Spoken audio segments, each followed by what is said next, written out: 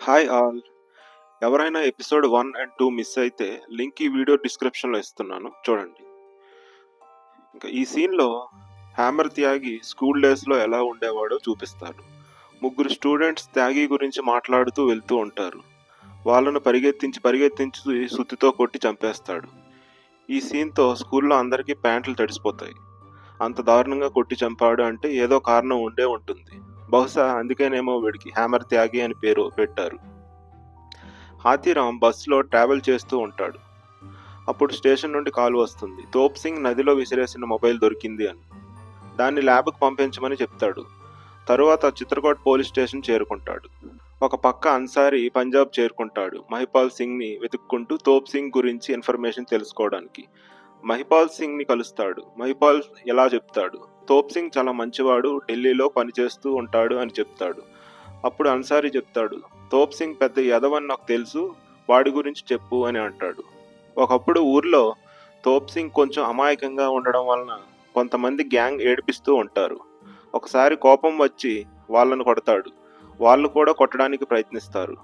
కానీ కొంతమంది అప్పుడే బైక్ మీద ర్యాలీ చేస్తూ వస్తుంటారు. వాళ్ళని చూసి వాళ్ళు పారిపోతారు. అందులో ఒకడు డేంజర్ మంజా అనేవాడు తోప్ సింగ్ని రెచ్చగొడతాడు.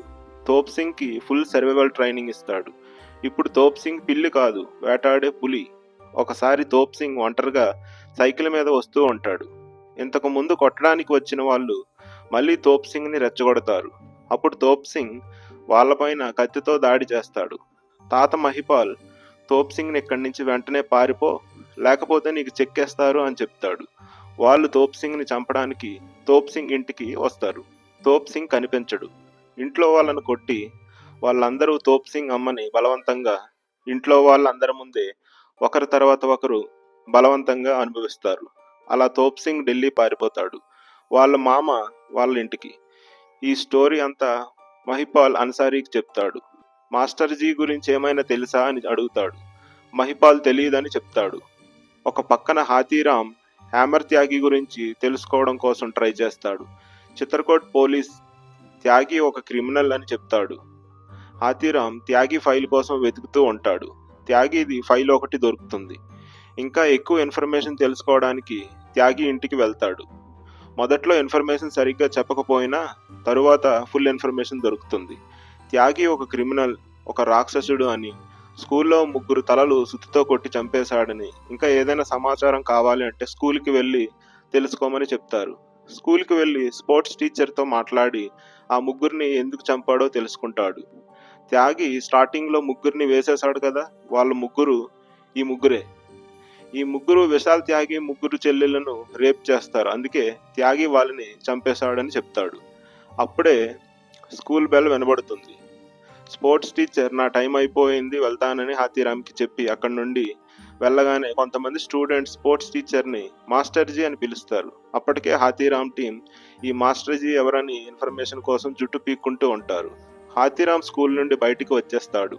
వస్తున్న టైంలో ఒక న్యూస్ రిపోర్టర్ హాతీరామ్ని ఫాలో అవుతూ ఉంటాడు. అది హాతీరామ్ చూసేస్తాడు. ఎందుకు ఫాలో అవుతున్నావు అని అడుగుతాడు. త్యాగి కోసం ఎవరో ఢిల్లీ నుండి వచ్చారు అన్న ఇన్ఫర్మేషన్ నాకు ఉంది అని చెప్తాడు. సంజయ్ మెహ్రా గర్ల్ ఫ్రెండ్ కూడా వీడికి కాల్ చేస్తుంది. త్యాగి ఫోటో ఇంకా ఇన్ఫర్మేషన్ కావాలని అడిగింది అని అన్నీ చెప్తాడు. త్యాగి ఎవరి కోసం పనిచేస్తాడు అని అడుగుతాడు. దున్నెల్లా అనే వాడి కోసం పనిచేస్తాడు, వాడి ఏరియా అంతా వాడి కంట్రోల్లోనే ఉంటుంది అని చెప్తాడు. ఇక్కడ నెట్వర్క్ అంతా వాడి తమ్ముడు గ్వాలా గుజ్జర్ హ్యాండిల్ చేస్తాడు అని చెప్తాడు. పేరు చెప్పే టైంకి దున్నెల్లా ఇన్ఫార్మర్స్ అక్కడ వీళ్ళని చూస్తూ ఉంటారు. వెంటనే హాతీరామ్ వాళ్ళని తరుముకుంటూ వెళ్తాడు. వాడు ఒక మందిరంలోకి దూరి తప్పించుకుంటాడు. ఒక పక్కన సంజయ్ మెహ్రా గర్ల్ ఫ్రెండ్కి త్యాగి స్కూల్ ఫోటో ఒకటి దొరుకుతుంది.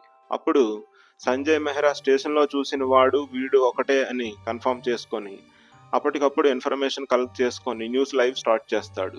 అప్పుడే హాతీరామ్కి హెడ్ ఆఫీస్ నుండి కాల్ వస్తుంది. న్యూస్ ఎలా లీక్ అయిందని. లైవ్ చూసి హాతీరామ్ షాక్ అవుతాడు. హాతీరామ్ హెడ్ క్వార్టర్స్కి చేరుకుంటాడు. చిత్రకోట్లో కలెక్ట్ చేసిన ఇన్ఫర్మేషన్ని హయ్యర్ అఫీషియల్స్కి షేర్ చేస్తాడు. తర్వాత పోలీస్ స్టేషన్కి వస్తాడు. అప్పటికే అన్సారీ ఐఏఎస్ ఎగ్జామ్ క్లియర్ చేశాడని స్టేషన్లో అందరూ సెలబ్రేట్ చేసుకుంటారు. హాతీరామ్ కొంచెం బాధపడతాడు, అన్సారీ తనకు ముందు చెప్పలేదని. ఒక పక్క హాతీరామ్ కొడుకు సిద్ధార్థ్ చెడు స్నేహాలు చేస్తూ ఉంటాడు. వీడికి చదువుకోరా అని స్కూల్‌కి పంపిస్తే గ్యాంగులు, గన్లు అంటాడు.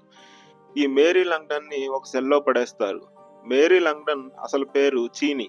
అక్కడున్న ఖైదీలతో దుప్పటి కోసం గొడవ పెట్టుకుంటుంది. సడెన్‌గా షాక్ అవుతుంది. చేతికి బనానా తగులుతుంది. అదే మరి. మనం మేరీ లంగ్డన్ కూడా అమ్మాయి కాదు. కానీ అమ్మాయిలా లుక్ చేంజ్ చేస్తుంది. మేరీ లంగ్డన్ దగ్గర ఉన్నది కూడా పువ్వు కాదు, బనానానే. ఇద్దరి దగ్గర బనానాలే ఉన్నాయి. కానీ బయటికి మాత్రం అమ్మాయిల్లా కనిపిస్తారు అంతే. ఆ విషయం హాతీరామ్‌కి తెలిసి మన మేరీ లంగ్డన్‌ని కొట్టిన చోట కొట్టకుండా కొడతాడు. కొట్టిన దెబ్బలకి తట్టుకోలేక మూర్ఛపోతుంది. మెలకువ వచ్చాక హాతీరామ్ ఇన్వెస్టిగేషన్ స్టార్ట్ చేస్తాడు. ఎందుకు అమ్మాయిలా యాక్టింగ్ చేస్తున్నావు అని అడుగుతాడు. ముఖేష్ తెల్‌రాజా అనే ఒక బిల్డర్ 2,00,000 ఇచ్చాడు కారులో కూర్చొని ఉండడానికి అని చెప్తుంది. అమ్మాయి అయితే ఎవరూ అనుమానించరు అని. హాతీరామ్, అన్సారీ ఇద్దరూ ముఖేష్ తెల్‌రాజాని వెతుక్కుంటూ ఒక పెద్ద హోటల్‌కి వెళ్తారు. కూర్చోబెట్టి ఏదో సాఫ్ట్ డ్రింక్ ఇస్తారు. అది తాగి ఇద్దరు ఒక గంటన్నర నిద్రలోకి జారుకుంటారు. కోపంతో ఇద్దరు వెళ్ళిపోతుండగా ముఖేష్ తెల్‌రాజా దగ్గర ఉండి ఒక కాల్ వస్తుంది. మేరీ లంగ్డన్ గురించి అడుగుతారు. వాడి పేరు చీనీ. అప్పుడప్పుడు టపాటప్ వర్క్ వస్తే చెప్తాను. వాడు చేస్తాడు అని వంకరగా సమాధానం చెప్తాడు. నెక్స్ట్ టైం వచ్చినప్పుడు వారెంట్ తీసుకొని రమ్మని 0.5 గాడి లెక్క చెప్తాడు. ఈలోపు డెడ్ బాడీ ఒకటి దొరికింది అని అన్సారీకి కాల్ వస్తుంది. ఇద్దరూ లొకేషన్‌కి వెళ్ళిపోతారు. అది తారిక్ డెడ్ బాడీ. అలా ఒకదాని గురించి ఇన్వెస్టిగేషన్ చేస్తూ ఉంటే ఇంకొకటి దొరుకుతుంది. కేస్ కష్టంగా మారుతుంది. హాతీరామ్ ఇన్వెస్టిగేషన్ ఇన్ఫర్మేషన్ అంతా లీక్ అవుతుంది. హాతీరామ్‌ని సస్పెండ్ చేసి కేసు సీబీఐకి ట్రాన్స్‌ఫర్ చేయమని commissioner order. Hathiram gun hand over చేసి బయటికి వెళ్ళిపోతాడు.